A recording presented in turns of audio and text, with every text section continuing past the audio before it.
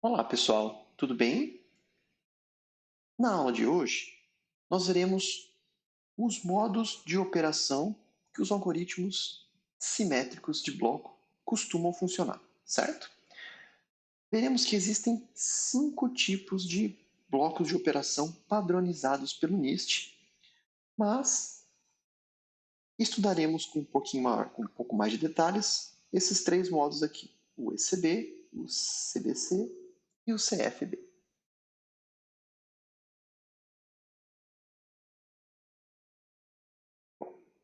Começaremos com a motivação da importância do estudo de um modo de operação. Então, vocês, ao longo das últimas aulas, viram o funcionamento de uma cifra de bloco e estudaram 2 tipos, de cifras de blocos simétricas. Então, vocês viram o algoritmo DES, que é uma cifra de Feistel, e também o AES. E vocês já têm uma boa ideia de que uma cifra de bloco ela usa um bloco de texto de tamanho fixo, com comprimento aí bbits, e uma chave como entrada. E isso vai produzir um bloco de bbits de texto cifrado. Bom, aqui vem uma pergunta muito importante para motivar, essa ideia dos modos de operação, certo? A pergunta é a seguinte: e se a quantidade de texto claro a ser cifrado tiver mais de b bits? Por exemplo, vamos supor nós estamos trabalhando com um AES, certo? E nós já sabemos, pessoal, que o AES possui aí um tamanho de bloco de 128 bits, certo? Bom, o AES seria super restritivo se ele somente permitisse que tamanhos de blocos de até 128 bits fossem cifrados. Então nós teríamos mensagens muito pequenininhas aí para trabalhar, somente de até 128 bits. Tá? Então suponha que a gente está trabalhando com AES 128 bits e a gente quer cifrar, por exemplo, aí, o dobro, 256 bits. Então, esses 256 bits aqui formariam a minha mensagem nele, A ideia é o seguinte: como eu vou usar o meu AES, que só aceita tamanhos de bloco de 128 bits, para cifrar uma mensagem M que possui 256 bits, certo? Isso não foi definido pelo algoritmo. O algoritmo ele só fala que a entrada do algoritmo precisa ser 128 bits. Ele não fala nada sobre o que acontece se a mensagem, ou seja, se a aplicação que vai usar o algoritmo vai ter mais do que 128 bits. Então, essa é a ideia de criar um modo de operação para esses algoritmos simétricos de bloco.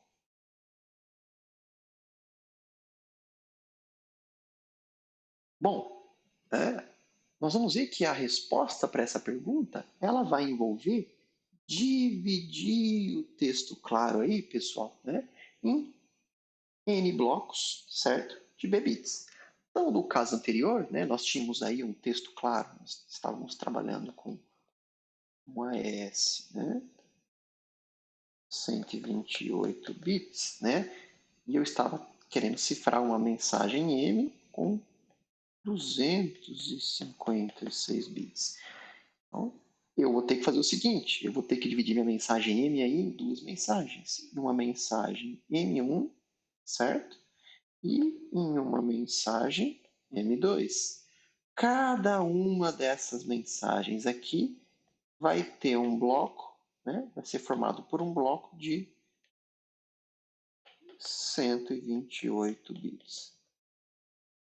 Então, essa é parte da resposta, certo? A gente vai ver que os modos de operação envolvem aí a divisão do texto claro em n blocos, certo? De bbits. Agora a gente vai ver que cada um desses modos de operação eles vão trabalhar de maneira distinta aí na maneira como é que vai ser cifrado cada um desses subblocos aí.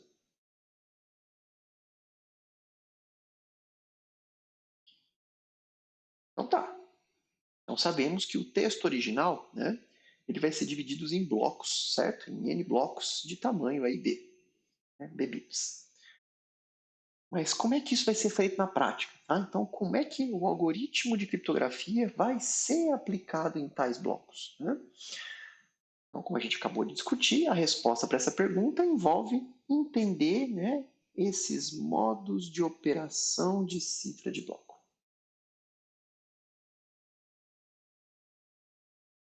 Então, para empregar uma cifra de bloco, né, em diversas aplicações, aí, obviamente cada aplicação vai ter um ou outro requisito, 5 modos inicialmente foram definidos pelo NIST, né, o órgão de padronização norte-americano, e a comunidade de criptografia acaba um pouco adotando essas coisas que o NIST faz, certo? Então, essa aqui é o número da normativa, que ele define esses 5 modos de operação, e também é possível definir o que é um modo de operação, certo? Então, o modo de operação é uma técnica, certo? É uma técnica para melhorar o efeito de um algoritmo criptográfico ou para adaptar o algoritmo para uma aplicação, que é justamente o que a gente quer. Então, a gente não pode assumir que uma aplicação aqui, certo?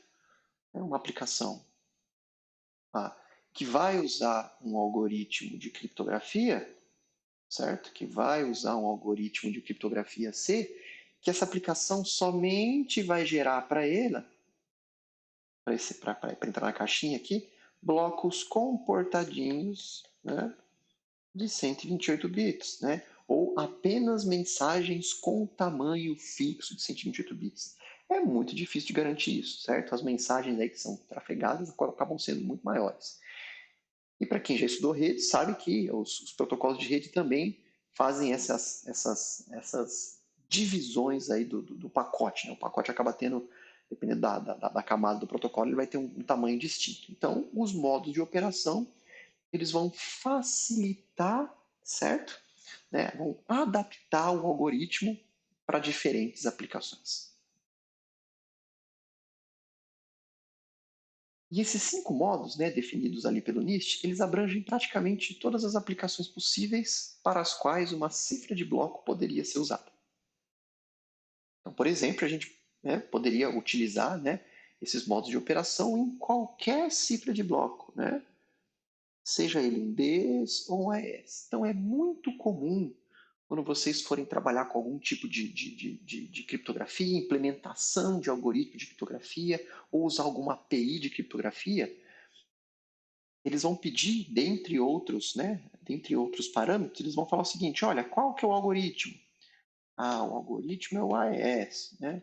Se é um AES, a gente sabe que ele tem mais de um tamanho de chave. Ah, então vai ser um AES de 128.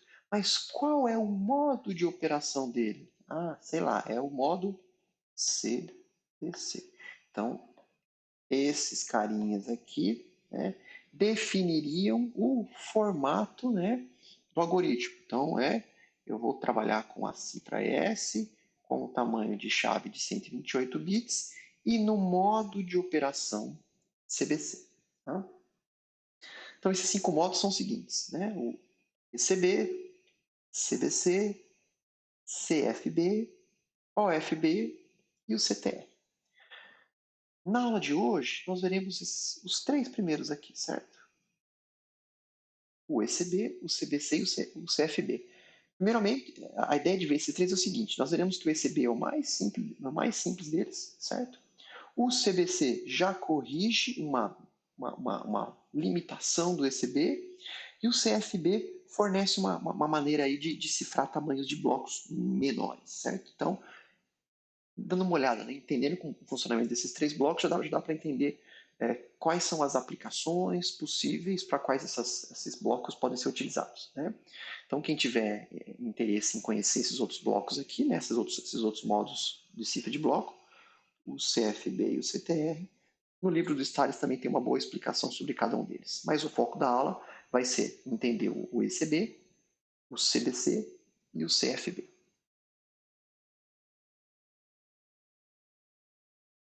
Então, vamos começar com o ECB, né, que é um acrônimo aí para Electronic Codebook.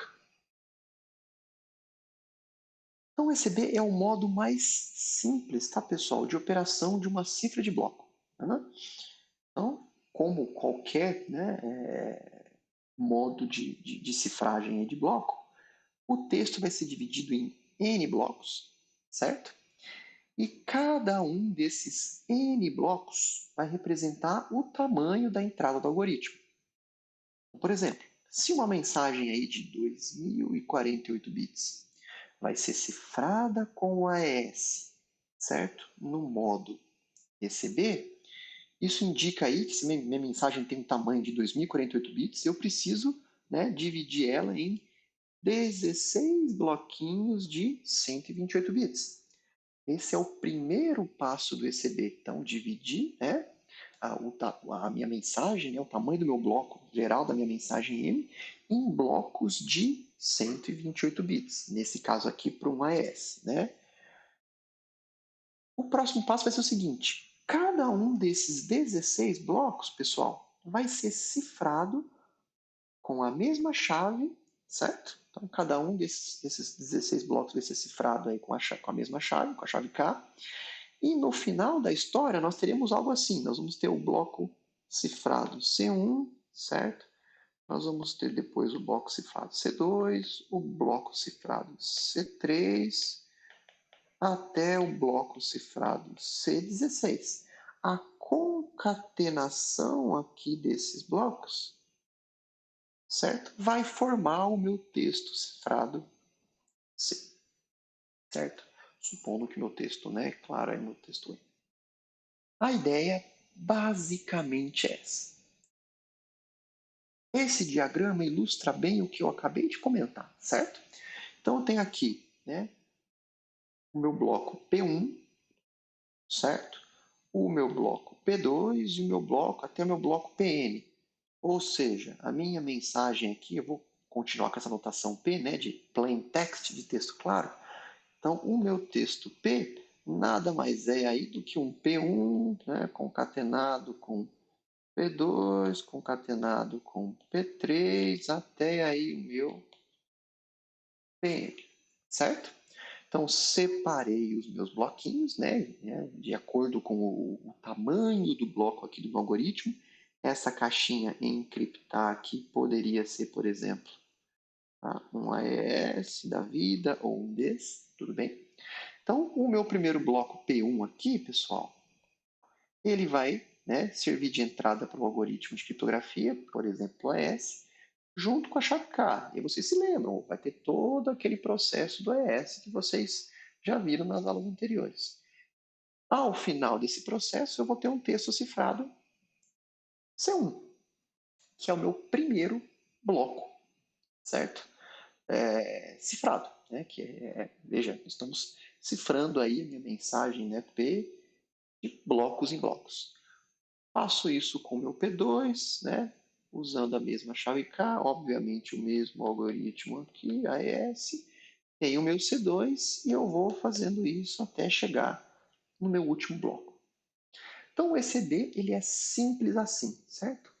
Basicamente uma divisão, né, dos... Divido meu texto de entrada, meu texto claro, em tamanhos de bloco compatíveis com o tamanho do meu algoritmo e eu vou gerando os meus textos cifrados e ao final bastaria concatenar esses textos cifrados aí, certo? E enviar para o destino.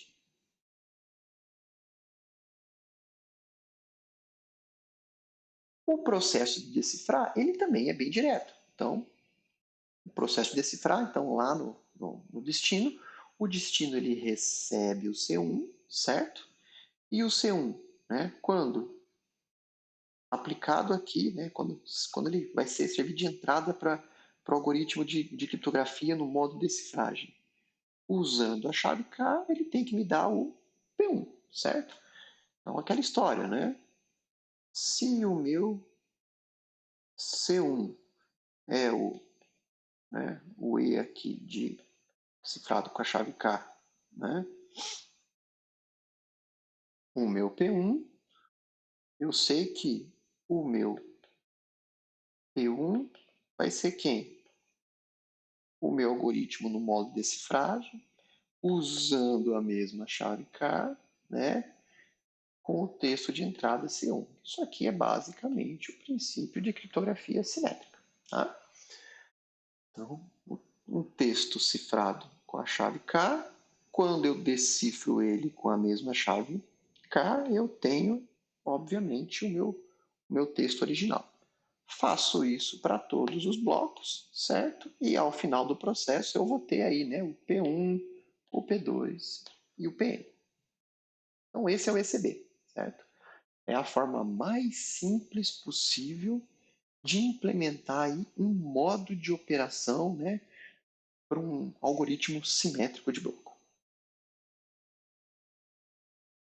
Bom, como ele é o mais simples, obviamente ele vai ter algumas limitações.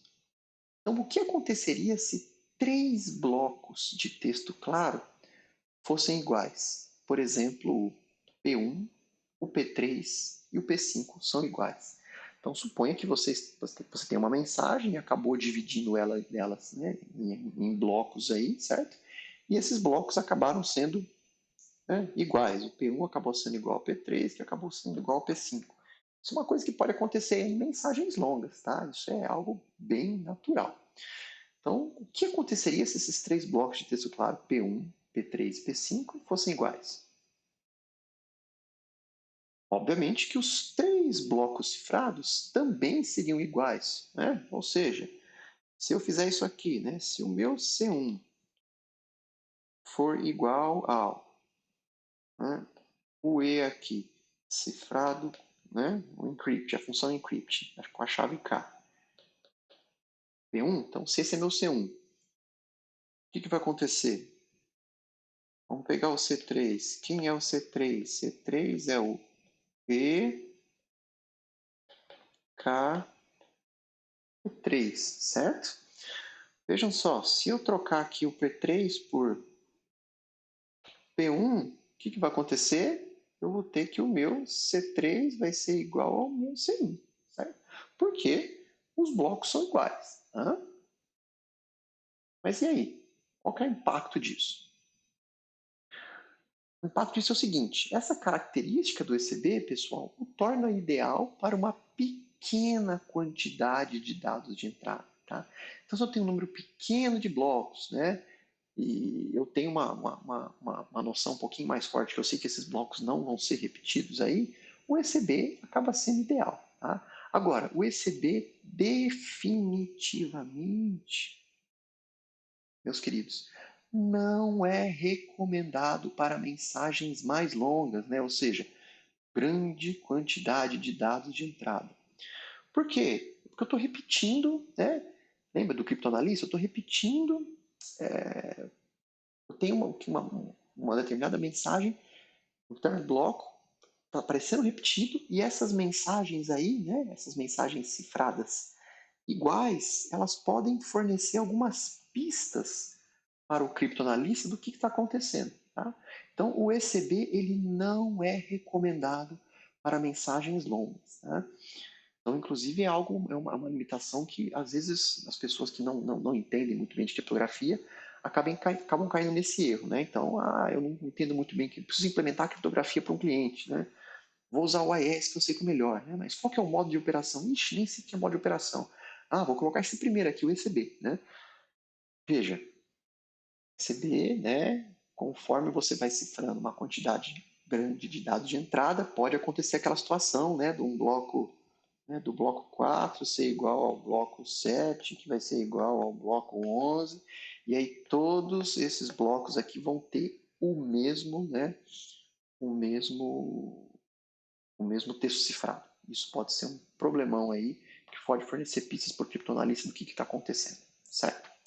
Então, ECB, mais simples, né? O modo mais simples e ideal para uma pequena quantidade de dados de entrada.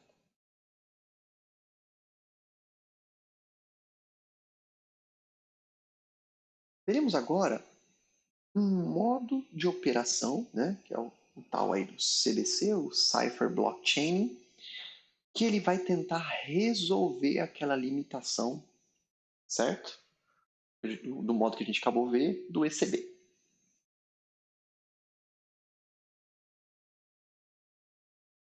Bom, então essa é a primeira pergunta. Como a gente poderia resolver as limitações do ECB, né? O que eu quero é o seguinte, eu gostaria que, se eu tivesse um bloquinho P1 igual ao P3, certo? Eu gostaria que, quando eu cifrasse esses caras aqui, certo? Então, quando eu fizesse isso aqui, né? O E cifrado com a chave K de P1 e o E cifrado com a chave K de P3, eu gostaria que esses caras aqui, né? O C1 e o C3, eles fossem diferentes, tá? Esse é o meu desejo aqui para tentar resolver as limitações do ECB. Bom, né, a ideia é justamente propor um novo modo de operação que satisfaça aqueles requisitos que eu acabei de escrever aqui, certo? Tá aí, o requisito é esse, né? Um mesmo bloco de texto claro, quando repetido, deverá produzir textos cifrados diferentes. Vamos ver como é que isso é possível.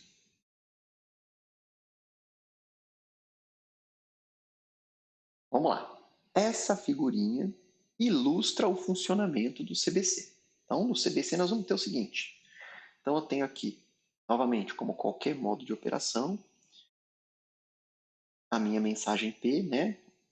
Vai estar dividida em vários blocos.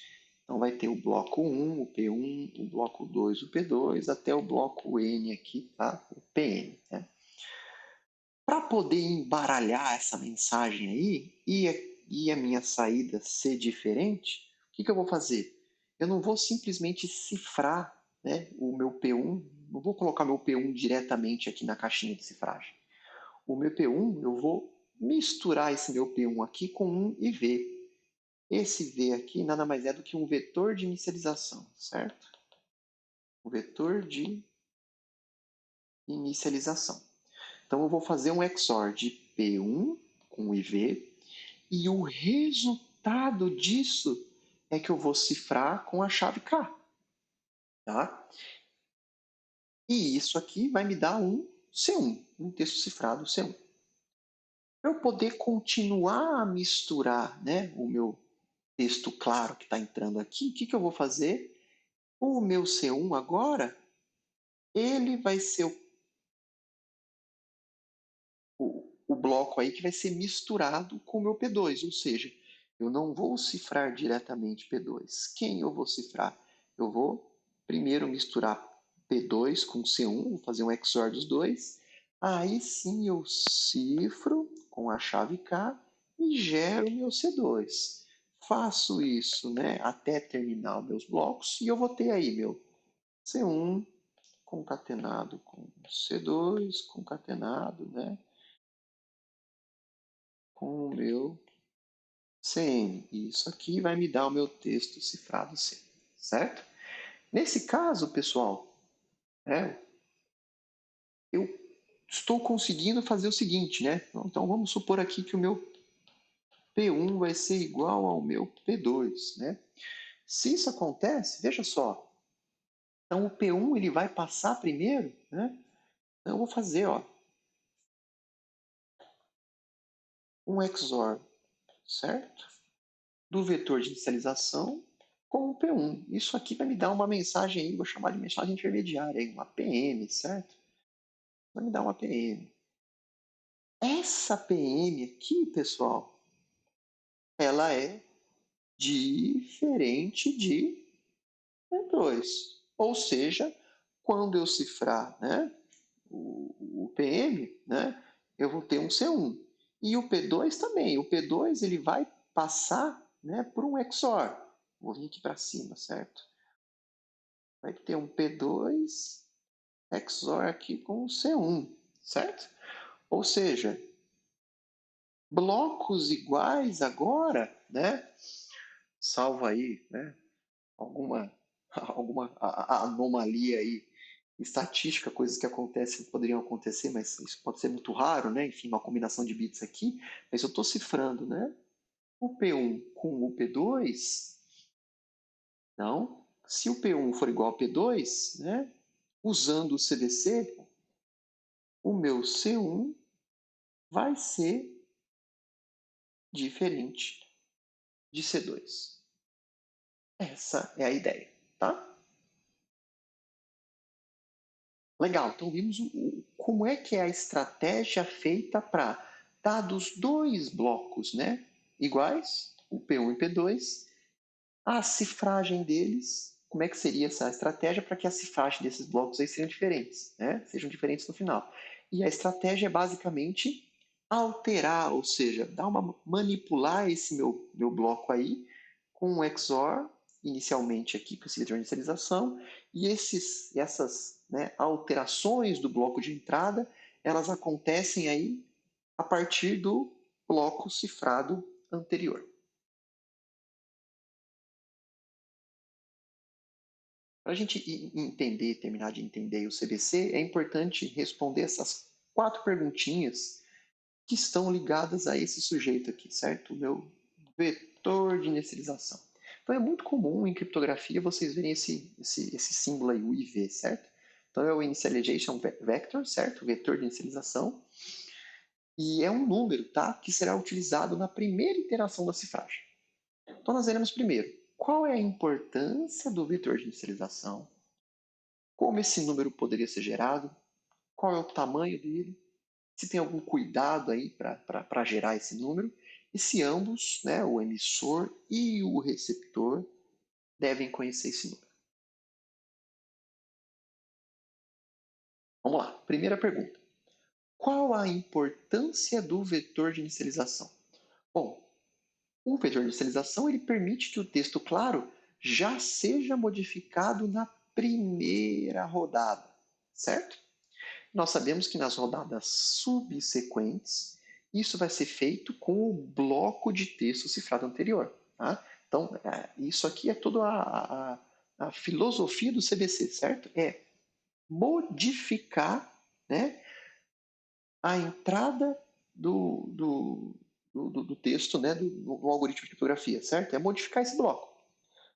Então, a estratégia usada para fazer essa modificação do bloco no CBC, como eu não tenho o primeiro bloco cifrado ainda, uso um vetor de inicialização, ele vai permitir aí, modificar, né, o meu texto claro na primeira rodada, e nas rodadas subsequentes eu vou sempre usar o texto cifrado na rodada anterior.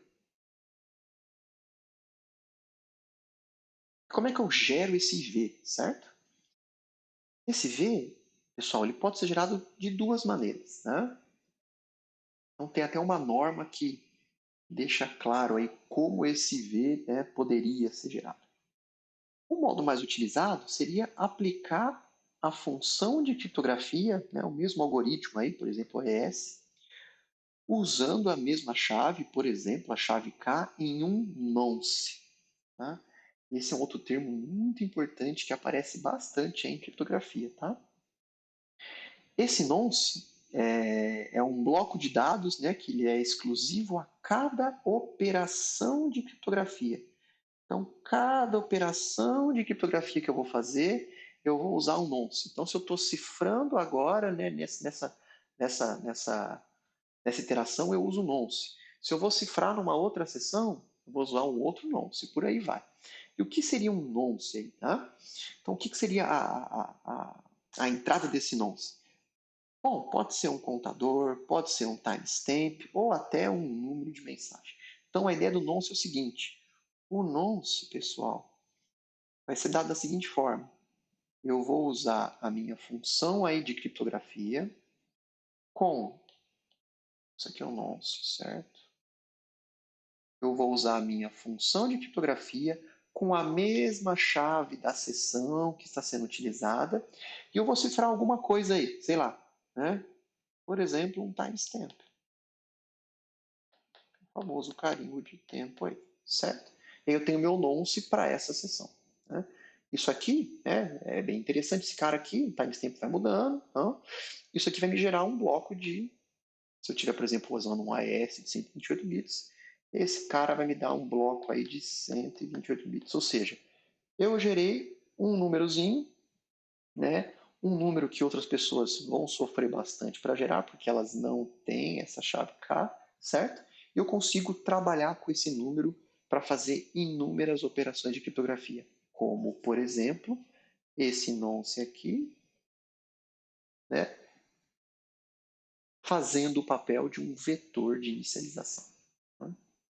Uma outra maneira de gerar esse vetor de inicialização é utilizando, né, um gerador de números pseudo-aleatórios, aí, tá? Um PRNG. Né? É uma outra maneira, né? Mas a gente vai ver que isso pode ser um pouco complicado. Se eu tenho a origem e destino, a gente vai ver que o destino vai precisar desse V aí, como é que a origem e destino vão gerar o mesmo, né, número aleatório. Então, em aplicações, né, reais, a gente costuma utilizar esse IV aí do CDC ou qualquer IV, né, ou qualquer vetor de inicialização de criptografia, é muito utilizado o nonce, que vai ter essa estruturinha que eu acabei de mostrar para vocês. Né? Legal, e qual que é o tamanho do nonce? Bom, acabei de mostrar ali, né? O tamanho do nonce, né? Vai ter o mesmo tamanho do bloco de texto, claro, que é o mesmo tamanho da cifra. Então, se é um AES de 128 bits, né? Sabe que o tamanho do bloco do AES é 128 bits, o tamanho do IV vai ser 128 bits. Se for um desse, ele vai ter o tamanho de 64 bits.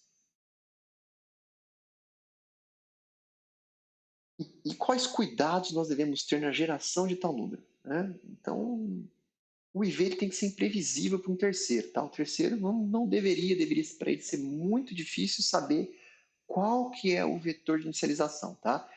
Se ele conseguir de alguma maneira descobrir qual que vai ser o vetor de inicialização aí, alguns ataques, certo? Podem acontecer aí nesse sistema de criptografia, né? A gente começa a fornecer informações, certo? Informações para o criptoanalista. E a gente já viu que conforme o criptoanalista vai tendo informações, ele começa a ter um pouco mais de chance de quebrar o sistema. Então a gente não quer que o criptoanalista consiga, né, consiga descobrir, né, qual vai ser o IV aí da rodada. Tá? Então quem foi, não sei se vai ter algum grupo que vai trabalhar com criptografia em rede sem fio, mas o WEP, o protocolo WEP, um dos problemas do WEP, tá, que foi um protocolo, né, de segurança em rede sem fio, um grande problema aí do WEP foi justamente na geração, né, desses vetores de inicialização.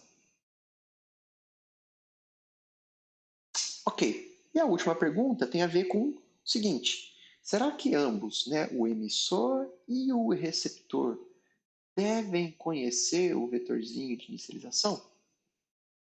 A resposta para isso é sim, tá? E isso está associado à maneira com que a operação decifrar do CDC é feita. Então, a gente viu até agora como o modo CDC funciona, né, para cifrar dados, certo? Veremos agora como a operação de decifrar do CDC vai ser feita e veremos que o IV, eu preciso ter o IV, né? Obviamente a origem vai gerar esse IV, mas o destino vai precisar também ter esse IV. Bom, então, dado que a cifragem é feita usando o seguinte modelo, né, como a decifragem deve ser feita? Então, a gente sabe que é um P1, certo? Então, P1, né, XOR aí com IV. Isso vai dar aí um PM, né? Poderia ser o PM1, certo? E aí, esse cara aqui, né, esse PM1 que vai ser cifrado com a chave K. Então, o meu C1 vai ser quem? Vai ser o meu E cifrado aqui com a chave. Esse é o C1 vai ser o PM1, certo? Cifrado com a chave K. Tá? Essa é a ideia. Então, o primeiro passo, né? Esse é o primeiro passo, que é fazer um XOR de P1 com IV, para gerar esse meu intermediário, meu bloco modificado PM1. E aí depois, o segundo passo seria, né, a cifragem do meu bloco modificado. com a chave K. Então, veja, então nós temos uma ordem aí, tá? Então, primeiramente, né, eu tenho aí a geração do meu PM1, né, que é o XOR de P1 com IV, e depois eu vou cifrar o meu PM1, que é o meu bloco de texto claro modificado, o primeiro bloco de texto claro modificado, com a chave K. Então, a ideia é o seguinte, pessoal. Se eu sei que para cifrar eu faço isso, depois isso, para decifrar eu vou ter que fazer na ordem inversa. Para decifrar, primeiro eu vou ter que fazer esse e depois eu faço esse. Em linhas gerais, vai ser basicamente isso. Tá? Então vamos lá. Se o processo de cifrar envolve primeiro o XOR e depois a cifragem, o processo de decifrar vai ser feito da seguinte forma. Então, para decifrar, né, no CBC, o que eu vou fazer? O sujeito lá do outro lado, ele recebeu o C1, certo? Então, ele vai pegar o C1, ele tem a chave K, e ele vai usar o algoritmo aí no modo decifragem. Fazendo isso, ele vai ter o PM, né, que a gente está chamando aí de PM1. Tá? Agora, usando o meu... Né, o que está faltando agora? Eu preciso fazer o que agora? Eu vou pegar o meu PM1, faço um XOR com o meu vetor de inicialização e, ufa, chego no meu P1. Certo? Ou seja, primeiro eu decifro o bloco e depois eu faço um XOR com o vetor de inicialização. Certo? Um bom exercício aqui, vocês tentarem demonstrar isso aqui utilizando as propriedades de XOR. É bem tranquilinho, né? Envolve aí você talvez isolar, né? Isolar o P1 aqui, inverter essa igualdade, fazer um XOR de uns lados aí, você facilmente vai chegar aqui. E primeiro precisa decifrar o bloco e depois fazer um XOR com o vetor de inicialização. Tá? Então seria algo assim o processo de decifrar. Então, a decifragem, o que o sujeito lá do outro lado, o destino, tem na entrada? Ele tem o C1. Ele vai pegar o C1 e a chave K, então ele vai pegar a chave K e o C1 e vai aplicar aqui, né, um algoritmo de criptografia na função decifragem. Né? Isso aqui vai me dar o meu PM1, certo? E aí, usando propriedades de XOR, eu sei que o meu PM1 com o meu IV vai me dar aí o meu P1, certo? Pronto. Tá? E agora, eu sei que, né, eu preciso usar agora quem? No próximo bloco. Né? No próximo bloco, eu preciso usar o meu C1, certo? Para decifrar o meu P2. No próximo bloco aqui, eu vou usar o meu C2 para decifrar o meu bloco 3. E assim sucessivamente. Eu consigo, né, fazer as devidas inversões para chegar nos blocos P1, P2, até o bloco PM. Beleza. Bom, então nós já vimos dois blocos aí, certo? O primeiro, o mais simples deles ali, né, o ECB, era simplesmente uma divisão de blocos, né, passa por uma caixinha de cifragem, cada um desses blocos de maneira isolada. Nós vimos que isso fornece um problema, se blocos forem iguais, eles vão ter a mesma cifragem. Tá? E nós vimos aí que o modelo anterior, né, o CDC, ele resolve isso modificando os blocos de entrada com o XOR. Tá? Beleza. Uma outra aplicação, ou seja, antes da gente entrar no CFD, é importante entender qual que seria a aplicação aí do CBC. Então, o CBC é um modo de operação recomendado para qualquer tipo de aplicação. Por quê? Ele não tem aquela limitação de de mesmos blocos, né, blocos iguais, vão ter cifras iguais. Então, o CBC é um dos blocos mais utilizados aí no mundo em aplicações de segurança, certo? Então, é muito provável quando você digita aí né, o teu HTTPS ali, está usando um TLS, né, é muito provável que é um CBC que está sendo utilizado.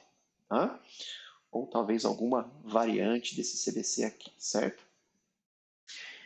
Enfim, uma outra possibilidade de cifra de bloco, né, um outro modo de operação é justamente o CFB, é o Cipher Feedback. Qual é a motivação do Cipher Feedback, do CFB? É o seguinte, cifrar tamanhos de bloco, né? Eu coloquei aqui menores do que 64 ou 128. Aqui eu estou pensando né, no DES, enquanto aqui eu estou pensando no AES, certo? Mas é uma ideia genérica, ou seja, eu não gostaria de ter que né, esperar ter 128 bits né, para poder cifrar alguma coisa. Né? Às vezes eu estou num canal onde eu gostaria de ter algo quase parecido com uma cifra de fluxo, ou seja, gero uma informaçãozinha e já quero enviar para o meu destino. Né? O que acontece é o seguinte, pessoal, em um modo de operação tradicional, né, no ECB que a gente viu ali, no CBC, se eu tenho, por exemplo, né, um, um tamanho de bloco aí de 25 bits, eu vou ter que acabar fazendo um negócio chamado de padding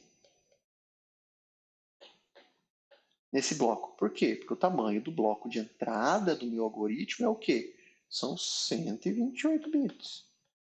Então, para eu poder né, ter os meus 128 bits, eu vou ter que fazer um padding, ou seja, eu vou ter que completar, né? Vou ter que preencher esse bloco com zeros para que eu tenha os meus 128 bits aqui. Então, esse padding acaba sendo um pouquinho chato, então, até para implementar, às vezes as pessoas acabam esquecendo de fazer esse padding. Então, nos modos anteriores, a gente precisava fazer padding se eu estivesse cifrando um tamanho de bloco aí, se for um AES, né? Tamanho de bloco menor do que 128 bits, ou um tamanho de bloco menor do que 64 bits, se fosse um desses, ou se fosse um AES. O CFB, ele tenta melhorar esse processo. Então, ele tenta a ideia aqui é cifrar tamanhos de blocos menores e evitar ao máximo aí o padding.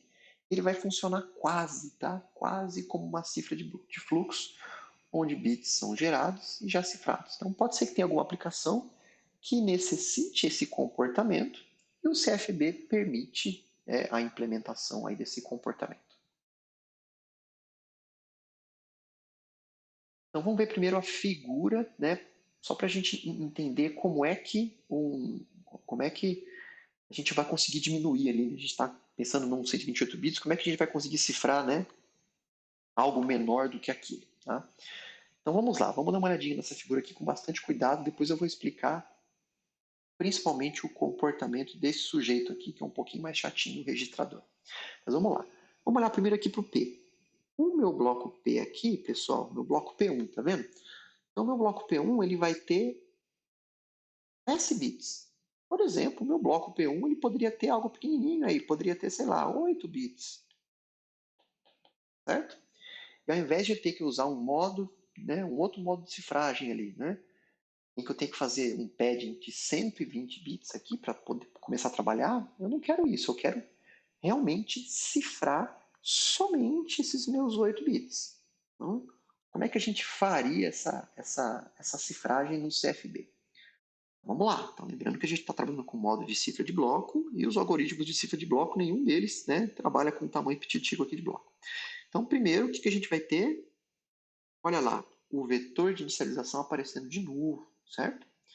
Então, eu tenho meu vetor de inicialização, eu vou ter a minha chave K, e esses dois caras aqui vão entrar no meu algoritmo de criptografia, certo?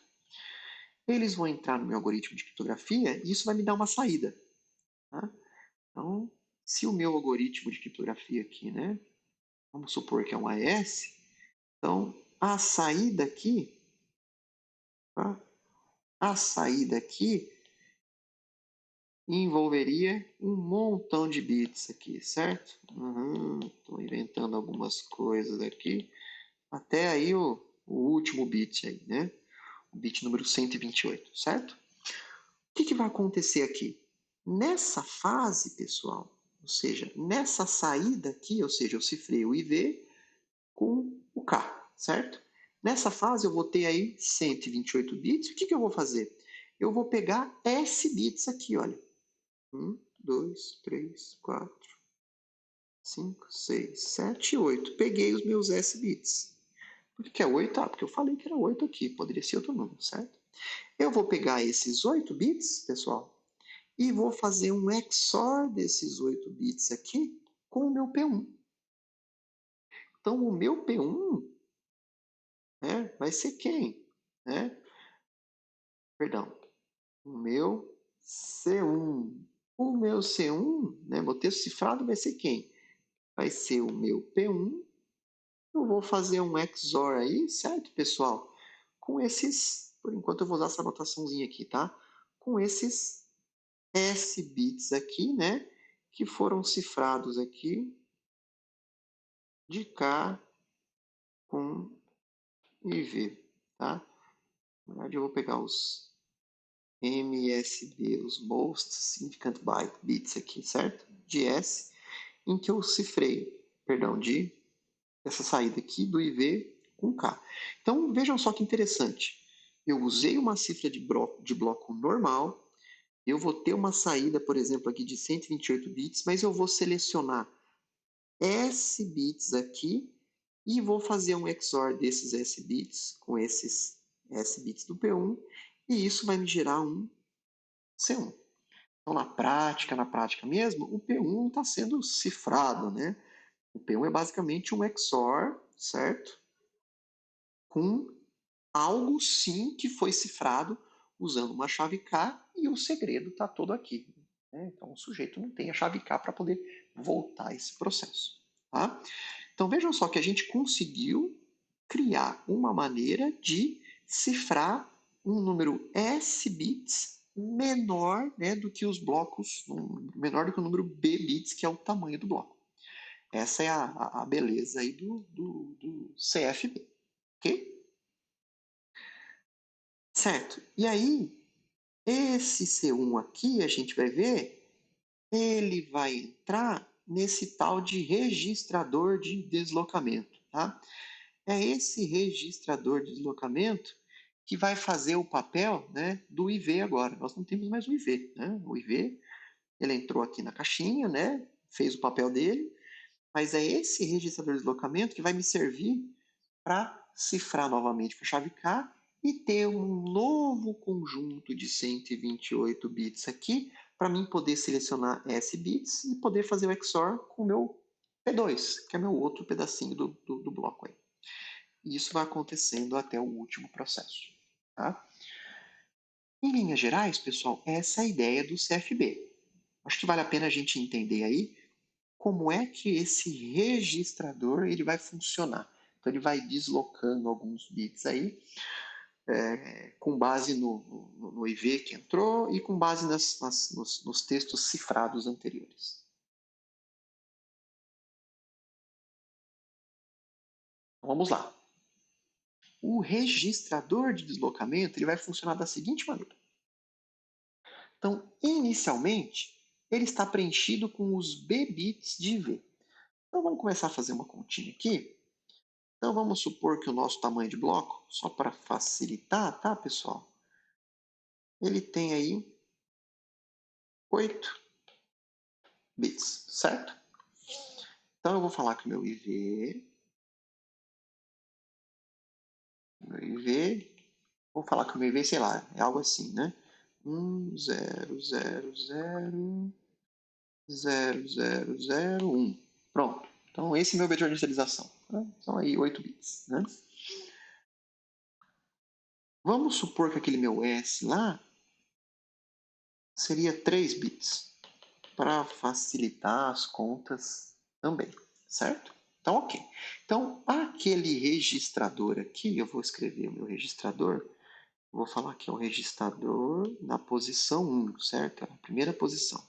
O registrador na posição 1, pessoal, ele está gravado com o quê? Com o IV. 1, 0, 0, 0, 0, 0, 0, 1. Então, esse, galera, é o conteúdo da primeira rodada daquele registrador aí, certo? O que acontece no segundo passo? Vocês lembram que no segundo passo, o texto cifrado ali, o C1, ele entra no registrador? Isso quer dizer o seguinte: no segundo passo, eu vou ter o conteúdo de quem? Já vou saber quem é C1. Então, suponha que C1, que tem S bits, né? Tem 3 bits aí, sei lá, o meu C1 é de 1, 1, 0. Esse é meu C1. Então, na hora que eu fiz o XOR, né, do meu P1 com o resultado da cifragem de IV com K, isso me deu o C1, que é o 110. Então, qual que vai ser o conteúdo aqui agora, pessoal, do meu registrador na etapa 2? Então, vamos ver qual vai ser o conteúdo dele. Vai acontecer o seguinte: no segundo passo, ele vai estar preenchido com os S bits de C1 mais à direita. Opa, então vamos lá. S bits de C1 mais à direita, 1, 1, 0, certo? E os B menos S bits de IV, ou seja, eu vou deslocar esses caras aqui para cá, certo? Para a esquerda. Então eu vou pegar esse, 1, 2, 3, 4, 5. Então eu tenho aqui, ó, 0, 0, 0, 0, 1. Então, esses caras aqui, esses 3 aqui, eles se deslocaram, foram embora. Eu joguei esses 5 bits para cá e eu encaixei o C1 aqui no final. Então, esse é o conteúdo do meu registrador 2. E lembrando que é esse cara aqui agora, é esse sujeito aqui agora, que vai entrar no meu algoritmo de criptografia com a chave K. É esse sujeito aqui, certo? Então, supondo que o meu C2, né, foi de 010, qual seria o conteúdo do registrador na terceira posição? Bom, mesma coisa. O que vai acontecer? Esse 010 vai entrar mais à direita. E agora eu vou pegar os 5 últimos bits aqui. 1, 2, 3, 4, 5. E esses vão ser os primeiros. 0, 1, 1, 1, 0. Pronto, meu registrador tá bonitinho.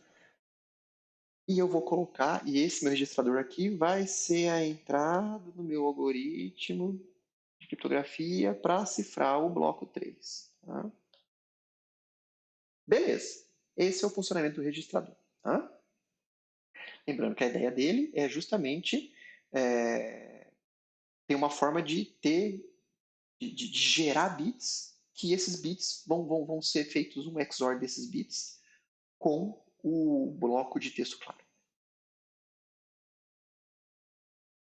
Legal, então vocês viram como o CFB, né, funciona no modo cifragem. Tá? Vamos lá, vamos tentar entender como seria feito a decifragem desse modo. Né? Então eu poderia escrever, né, olhando para essa figurinha aqui, pessoal. Então, olhando para essa figurinha, principalmente olhando para cá, tá? Eu posso escrever o seguinte, que o meu C1 aqui, certo? O meu C1 aqui vai ser quem? Vai ser o P1, certo? Vai ser o P1 aqui, XOR, tá? Com quem? Com os bits mais significativos aí, certo? De quem? Né? Do IV cifrado com o K.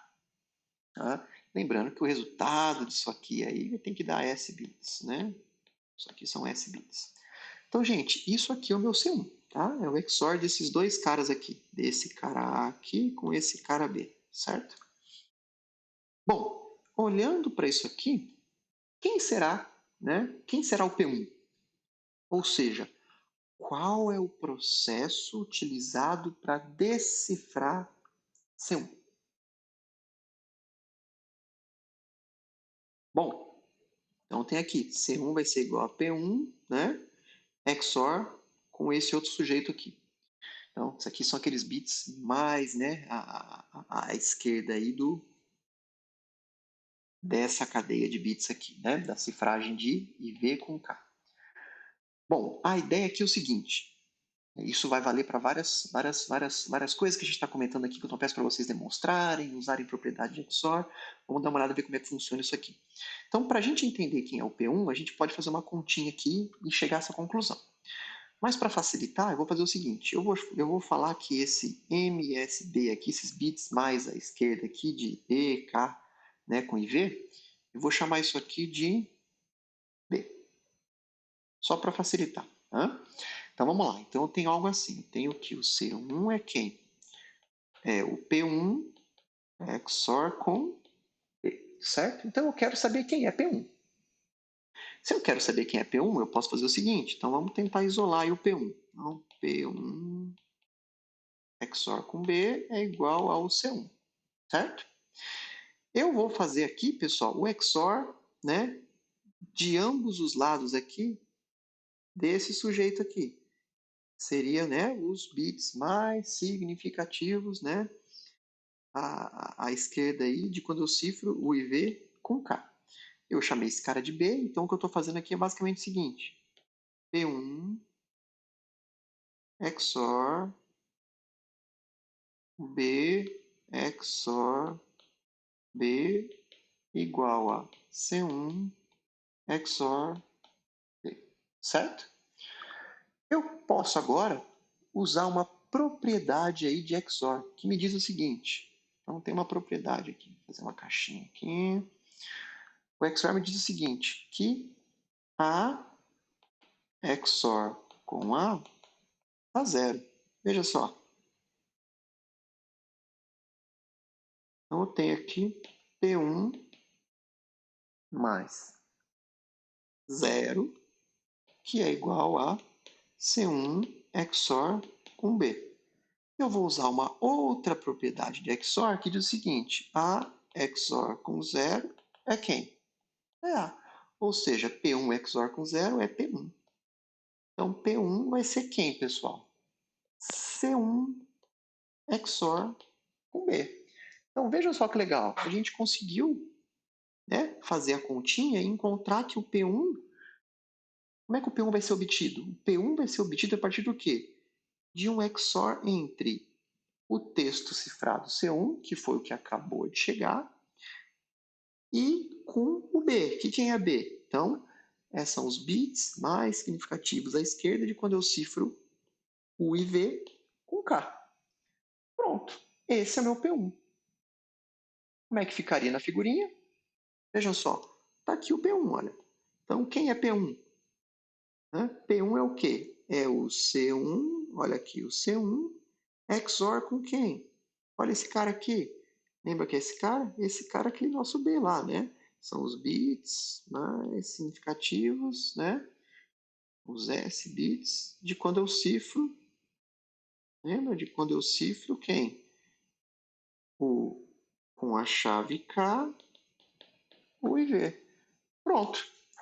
Conseguimos mostrar quem é o P1. Se a gente depois fazer, né, de forma genérica ali aquela demonstração, a gente chega à conclusão quem é o P2, né? E até quem é o PN. Tá? Então, aprendemos como faz para decifrar no CFD. E olha que interessante que aconteceu no CFD aqui na hora de decifrar. A função não mudou. Ou seja, a função continua aqui. É a E, é a encrypt. Né? Ou seja, eu estou decifrando um texto, mas utilizando na minha caixa aí de algoritmo aí, a função de cifragem, né? E isso é muito legal. Por quê? Porque nesse caso, no CFB, somente uma implementação do algoritmo é utilizada. Né? Isso pode me economizar, enfim, economizar complexidade. Isso é uma forma de diminuir a complexidade do processo. Né? Lembram que no AES a gente tem uma implementação para cifrar e uma outra para decifrar. Por quê? A gente tem que ter uma implementação para inverter cada uma daquelas funçõezinhas do AES em cada uma das rodadas. Então, nós vimos que o AES possui uma implementação para cifrar e para decifrar. Se eu usar o AES no modo CFB, eu vou sempre, né, e somente utilizar o quê? A caixinha aí de cifragem do AES. Tá? Isso é bem interessante. Tá? Bom, com isso eu termino a aula de hoje. Então vocês, né, aprenderam aí por que é importante um modo de operação. Vocês viram 3 modos de operação, né, do mais simples aí para um pouquinho mais complexo, né? Viram o ECB, que é o mais simples, passaram pelo CBC, que é um modo genérico que funciona muito bem, né, que ele resolve algumas limitações do ECB. Depois viram o CFB, que é um modo bem interessante para tentar trabalhar com cifras de fluxo. Cifra de fluxo e tamanho de blocos menores do que o tamanho de bloco B aí do algoritmo. É isso, tá?